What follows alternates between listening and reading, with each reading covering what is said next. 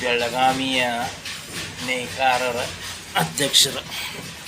ಬೆಳಗಾವಿ ನೇಕಾರರ ಅಧ್ಯಕ್ಷರು ಯಾರದಾರಪ್ಪ ಯಾರಿಗೂ ಗೊತ್ತಿಲ್ಲ. ಯಾಕಂದ್ರೆ ಸರ್ತಿಗೊಬ್ಬ ಅಧ್ಯಕ್ಷರು.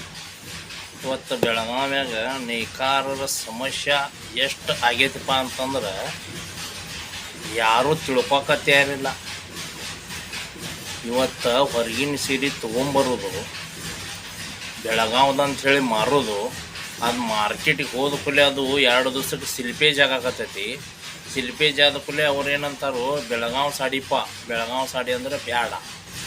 ಇವರು ಇಲ್ಲಿ ಮಾಲ್ ತಯಾರು ಮಾಡಿ ಬೆಳಗಾವ್ದಂತ ಹೇಳಿಕೇಶಿ ಮಾರಲೇ ಬೇಕಾದಷ್ಟು, ನಾವು ಇಲ್ಲ ಅನ್ನಂಗಿಲ್ಲ. ಅದಕ್ಕೆ ಇವ್ರು ಏನು ಮಾಡತ್ತಾರೋ ಸುರತ್ ಒಳಗೆ ಮಾಡಿಸ್ಕೇಶಿ ಇಲ್ಲಿ ಸೀರೆ ಮಿಕ್ಸ್ ಮಾಡಿಕೇಶಿ ಮಾರಾಕತ್ತಾರ. ಅದಕ್ಕೆ ಈ ನೇಕಾರ ಏರಿಕೆದವ್ರು ಯಾರದಾರ ಅದನ್ನು ಕೇಳಕ್ಕೆ ಬರ್ತೈತೋ ಇಲ್ಲೋ. ಇದು ಸಿಕ್ಕಾಗ ಇವ್ರಿಗೆ ಕಮೈ ಸಿಕ್ಕಾಗ ಅಷ್ಟ ಇವರು ನೇಕಾರರ ಅಧ್ಯಕ್ಷರು.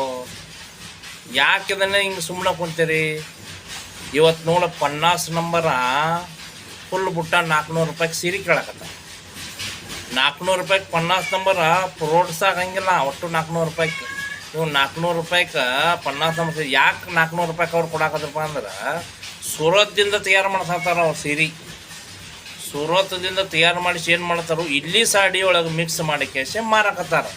ಮಾರ್ಕೆಟ್ ಅಂಗಡಿಗೆ ಹೋದ ಕೂಲಿ ಏನಾಗತ್ತೈತೆ, ಅದು ಕಸ್ಟಮರ್ ತೊಗೊಂಡು ಕೂಲಿ 2 ಸಲ ನೀರ್ನ್ಯಾಗ ಹಾಕಿಲಿ ಸಿಲ್ಪೇಜ್ ಆಗತ್ತೈತಿ. ಯಾರ್ದು ಮಾಲವು ಸೂರತ್ತದವ್ರದ್ದು, ಬೆಳಗಾವಿ ಮಾಲ ಸ್ಟ್ಯಾಂಡರ್ಡ್.